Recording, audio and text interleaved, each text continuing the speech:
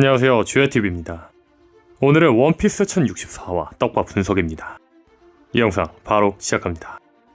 원피스 1064화 첫 번째 떡밥은 바노거와 함께 있는 쿠잔입니다. 여기서 재밌는 건 쿠잔과 바노거가 망토를 하고 있다는 겁니다. 1064화 표지에서 망토를 한 자들이 토틀랜드 쇼콜라톤에 등장했었습니다. 이후에 제르마 군단이 등장해 다들 이 망토를 한 자들이 제르마 군단일 거라 생각했었죠. 다만 1062화 표지에서 1046화 표지 속 망토를 한 자들이 등장했던 쇼콜라톤이 얼어져 있어 망토를 한 자들이 검은 수염의 적단일 수 있다고 이야기했었는데, 이번 1064화 표지에서 바노거와 아오키지 두 명이 망토를 하고 있는 걸로 보아 1046화 속 쇼콜라톤 앞에 등장한 망토를 한 자들은 아오키지와 바노거였던 걸로 보이네요. 다시 들어와 이번 표지로 보아 쿠자는 바노거와 함께 검은 수염의 적단의 제도 티치의 명을 따른 걸로 보입니다. 오로성의 말대로 쿠자는 검은 수염의 적단과 얽히고 있으며 바제스 소개 당시 10명의 선장인 티치를 보좌하고 있다고 했는데, 정상결전에서 등장했던 선원이 9명인 걸로 보아 검은 수염의 적단의 10번선 선장은 아오키지가 거의 확실해졌습니다. 그렇다면 여기서 주목할 건 아오키지는 왜 검은 수염의 적단에 가담하고 있는 걸까요? 이 이야기는 예전 영상에서 설명했지만 이번 떡밥을 위해 못 보신 분들에게 내용을 정말 간략하게 이야기하겠습니다. 보신 분들은 구간 설정을 해놓을 테니 스킵하셔도 괜찮습니다. 쿠잔이 검은 수염의 적단에 가담한 이유는 두 가지라고 생각합니다. 첫 번째는 정의의 복주를 막기 위해서입니다. 아오키지의 정의가는 정의를 위해 악을 처단하려다가 또 다른 악으로 변이하는 것을 경계하는 신념입니다. 그렇기에 아오키지는 정부가 복주의 위험성이 있는 아카인으로 해군 원수로 임명하려고 하자 강력히 반발한 거죠. 즉, 아오키지는 현재 극단적인 정의, 다시 말해 자신들이 정의라고 생각하는 세계 정부의 정의와 반대되며 그 정의를 막아낼 수 있는 검은 수염의 적단에 들어갔다는 거죠. 그렇다면 여기서 주목할 건 티치의 검은 수염의 적단은 세계 정부의 정의를 막아낼 수 있는 집단일까요? 현재 검은 수염의 적단의 목적은 알 수 없습니다. 다만 현재 티치의 목적은 지백과 비슷하다고 봅니다. 아시는 분은 아시겠지만 티치는 지백의 행적을 따라하고 있습니다. 현재 티치의 본거지는 지백의 본거지였던 하치노스이며, 티치 배의 이름은 지백의 이름이 들어간 샤베로고 지베코로 뜻 또한 지백의 검이라는 의미입니다. 그렇죠, 티치는 지백의 의지를 따르고 있습니다. 그렇다면 여기서 주목할 건 지백의 의지는 무엇일까입니다. 물론 지백의 의지도 공개되진 않았지만 지백이 세계 정부가 금기시하는 거에 다가왔다고 하는 걸로 보아 지백의 의지 역시 거대 왕국의 의지처럼 현재 세계 정부와 반대되는 의지로 보입니다. 세계 정부와 반대되는 의지. 사람들을 수탈하며 그들의 피와 눈물로 자신들의 욕심을 채우며 신이라 불리는 천룡인과는 반대로 지백의 의지는 사람들이 항상 평등한 좋은 의지를 갖고 있을 겁니다. 물론 방법이 무력으로 천룡인처럼 생각하는 사람들을 죽이는 등의 과격한 방법이겠죠. 그렇죠, 티치의 의지 역시 이와 같을 확률이 높다는 겁니다. 즉, 아오키지는 같은 정의관을 가진 티치와 목적이 같아 검은 수염의 적단에 들어갔다는 거죠. 여기서 아오키지가 검은 수염의 적단에 들어간 두 번째 이유가 나옵니다. 아오키지가 검은 수염의 적단에 들어간 두 번째 이유, 티치를 억제하기 위해서입니다. 앞서 말한 것처럼 결과는 모두가 평등하고 따뜻한 세상이지만 티치는 수단과 방법을 가리지 않고 이러한 세계를 만들려고 하는 걸로 보입니다. 즉, 아오키지는 이런 수단과 방법을 가리지 않고 세계를 만들려는 티치를 옆에서 억제하는 걸로 보입니다. 그런 실예가 바제스와 혁명군 사건입니다. 드레스로자 이후 혁명군 외에 잠입해 바르티고를 발견한 바제스는 검은 수염의 적단에게 혁명군 본부의 위치를 알려줬습니다. 다만 혁명군은 검은 수염의 적단이 공격하기도 전에 바르티고에서 무사히 탈출해 이반코프가 다스리는 유아프만 왕국으로 혁명군 총본부를 이전을 했죠. 혁명군이 검은 수염의 적단의 공격을 눈치챈 이유는 아오키지가 혁명군에게 검은 수염의 적단의 공격 사실을 가르쳐준 게 아닐까 싶습니다. 즉, 아오키지는 옆에서 정의로운 혁명군을 파괴시키려는 티치의 방법과 수단을 억제시켰다는 거죠. 다만 혹자들은 이야기할 겁니다. 아오키지의 목적은 천룡인의 정의와 수단의 반대를 위한 목적이라면 혁명군에 들어가는 게 맞지 않냐. 하지만 혁명군의 목적은 세계정부 그 자체의 전복이 아닌 지배로서 군림하며 정부를 부패 타락시키고 있는 천룡인들을 끌어내리는 것입니다. 다만 지백의 의지, 즉 티치의 목적은 세계정부를 전복하여 과거 거대 왕국의 사상과 의지를 위한 나라로 다시 태어나려고 하는 걸로 보입니다. 사실 새로운 나라를 만들기보다 미래에 펼쳐진 거대한 전쟁으로 인해 이 개혁은 어쩔 수 없이 이루어질 것을 알고 있기 때문에 쿠잔에게 최선의 선택은 검은 수염의 적단 합류 아니었을까요? 1064화 두 번째 떡밥은 티치의 맷집입니다.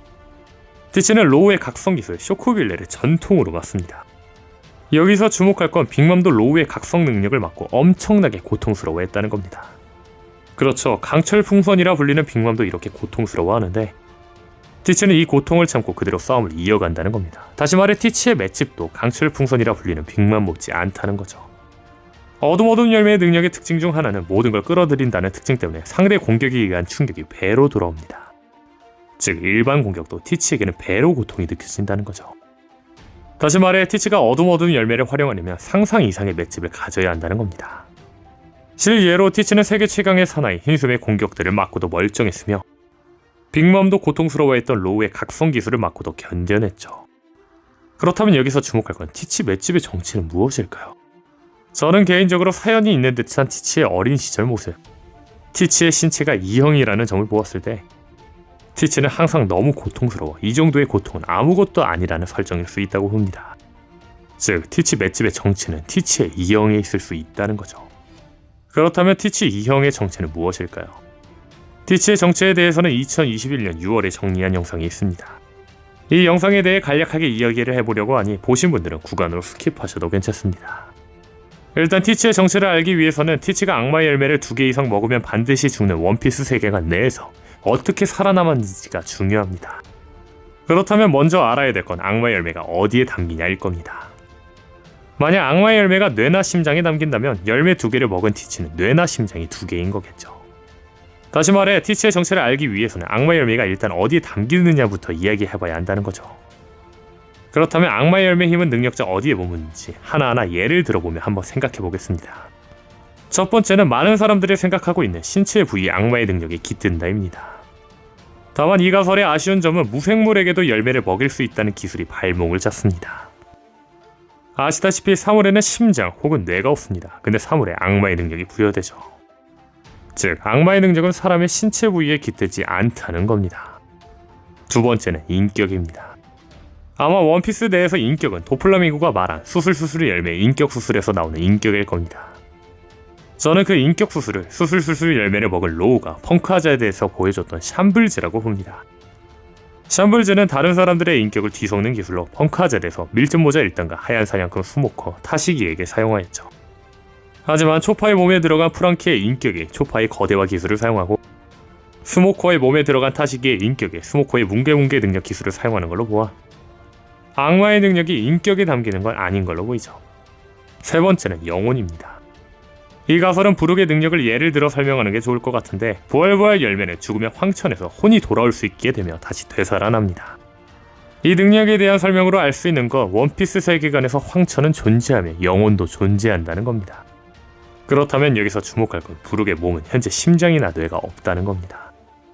해골이라는 것 자체로 살 수 없는 상태라는 거죠. 따지고 보면 신체는 죽어 있다고 봐야겠죠. 즉 제가 이야기하고 싶은 건 부룩의 주체는 신체가 아니라 영혼이라는 겁니다. 이걸로 알 수 있는 건 악마의 능력이 신체가 사용하고 있는 게 아니라 영혼이 사용하고 있다는 겁니다. 결론은 악마의 능력은 신체가 아니라 영혼에 깃드는 거라는 겁니다. 참고로 사물에도 영혼이 있냐고 이야기할 수 있지만 만물의 소리, 즉 모든 사물의 소리를 들을 수 있는 능력은 모든 영혼의 소리를 들을 수 있는 설정이 아닐까 싶습니다. 즉 사물에도 영혼이 있지 않을까라는 거죠. 다시 돌아와 티치가 열매를 현재 2개 먹고도 죽지 않았다는 건 티치 몸에는 영혼이 2개 이상 있다는 이야기입니다. 이 가설을 전제로 티치의 정체에 대해 다시 한번 고찰해본다면 주목할 건 티치의 해적기입니다. 아시다시피 해적기는 각 선장의 정체성을 상징합니다. 흰수염의 해적기는 흰수염이 그려진 해골, 밀짚모자 루피의 해적기는 밀짚모자가 그려진 해골, 검은 수염의 해적기는 검은 수염이 그려진 해골이 아닌 3개의 두개골이 그려진 해적기입니다. 즉 티치의 정체성은 3명이 합쳐진 자라는 거죠. 앞의 가설을 함께 조합해 이야기해본다면 티치가 현재 열매를 2개 먹을 수 있었던 건 영혼이 2개 이상이 있기 때문이고 정체성을 상징하는 졸리 로즈의 3개의 해골이 그려져 있는 걸로 보아 티치의 몸에는 티치 포함 3명의 영혼이 있을 것입니다. 물론 티치의 몸에 말 그대로 3명의 영혼이 있을 수도 있지만 3명의 몸이 합쳐져 있어 3개의 영혼이 있는 걸지도 모릅니다. 그렇다면 그 3개의 몸 혹은 영혼의 정체는 무엇일까요? 그 정체에 대해서는 제가 발견한 게 있습니다. 아시는 분은 아시겠지만 원피스 매거진에서 티치의 설정이 공개되었는데 티치에게는 2 여동생이 있었고 그걸 에이스가 보고 놀랐다는 설정이 있었습니다. 그렇다면 여기서 주목할 건 에이스는 티치를 흰수염배에서 처음 만났습니다. 동생들을 만날 일이 없죠. 또한 에이스 포함 흰수염 해적단은 티치의 몸이 E형인 걸 알고 있습니다. 즉 에이스가 티치를 흰수염배에서 처음 만났다는 점, 에이스가 티치의 몸이 E형인 걸 알고 있었다는 걸로 알 수 있는 건 에이스는 흰수염배에서 티치를 처음 봤는데 티치의 몸에 여동생들이 있는 E형 상태를 본 거고 그것을 보고 놀란 게 아닐까요? 그렇죠. 이 사실이 매거진에서 나온 에이스가 여동생을 보고 놀랐다는 설정이라는 거죠. 다시 말해 티치의 몸에는 영혼이 3개 들어있는 건 맞지만 영혼 형태로 티치 한 몸에 들어가 있는 게 아니라 티치의 몸에 여동생 2명이 합쳐진 상태라는 거죠. 즉 티치가 열매 2개를 먹을 수 있었던 건 티치는 티치 포함 총 3명의 사람이 합쳐져 있는 상태가 아닐까라는 겁니다. 그렇다면 티치가 잠을 못 자는 이유 역시 설명이 가능할 거로 보이는데 티치는 잠을 자고 싶지만 여동생 2명이 계속 말을 걸어 잠을 잘 수가 없는 게 아닐까요? 아니면 여동생들과 번갈아 가며 잠을 자는 것이고요. 다만 여동생들이 티치 몸에 합쳐진 상태라는 제 가설이 맞다면 여동생들도 자의식이 있을 것이기 때문에 말을 걸어 잠을 못 자는 게 아닐까 생각이 드네요. 그렇다면 여기서 생각해 볼 건 티치 몸에 여동생 2명이 합쳐진 건 선천적인 걸까요? 후천적인 걸까요? 저는 개인적으로 티치 엄마가 우거우거 열매의 선대주인이고 이 능력으로 티치와 2 여동생을 합친 게 아닐까 싶습니다.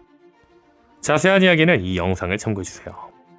또한 개인적으로 티치 맷집의 정체는 3사람이 고통을 나누어 가진다거나 혹은 티치에게는 3명이 합쳐진 고통은 어떤 고통보다 우습다 아닐까 싶네요. 다음 주요 떡밥은 푸딩의 각성 기술입니다. 토트랜드에서 빅맘은 뜬금없이 푸딩에게 계안을 했냐고 묻습니다. 당시에는 계안의 의미가 무엇인지 나오지 않았지만 와노쿠니에서 옥상에 올라온 사무라이들을 카이도가 모두 제압한 뒤 빅맘이 올라와 빅맘이 카이도에게 니코 로빈을 살려두라고 말하자 카이도는 그 눈 3개 일족은 고대 문자를 읽지 못하는 건가라고 되묻습니다. 그렇습니다. 앞선 빅맘이 한 푸딩의 계안 이야기, 푸딩의 일족이 아직 고대 문자를 읽지 못하냐는 카이도의 질문을 종합해본다면 푸딩의 일족인 사만족이 계안을 하면 고대 문자를 읽을 수 있다는 겁니다. 개인적으로는 이 힘은 로저가 만물의 소리를 들을 수 있는 힘처럼 푸딩의 사만족의 계안은 만물의 모든 것을 볼 수 있는 힘 아닐까요? 근데 사만족의 피가 반만 섞인 푸딩의 힘이 티치가 노릴 정도라면 궁금해지는 건 진짜 사만족의 힘은 어떨까입니다. 푸딩은 보통 인간인 빅맘과 사만족의 혼혈인 만큼 정통 사만족이 존재할 겁니다. 근데 여기서 주목할 건 원피스 인종이 적힌 노예 표지판에 사만족은 없었습니다. 이를 통해 알 수 있는 건 사만족에 대해서 아는 사람이 많이 없다가 아닐까 싶습니다. 즉 모든 걸 볼 수 있는 사만족은 굉장히 희귀하고 잘 안 알려진 종족이라는 거죠.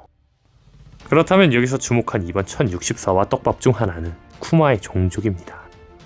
혹시 쿠마의 종족이 사만족 아닐까요? 이러한 특수한 종족으로 쿠마는 세계 정부에 실험을 강요된 것이고요. 일단 이 부분은 좀 더 지켜봐야 할 것 같네요. 오늘 영상은 여기까지입니다. 시청해주셔서 감사합니다.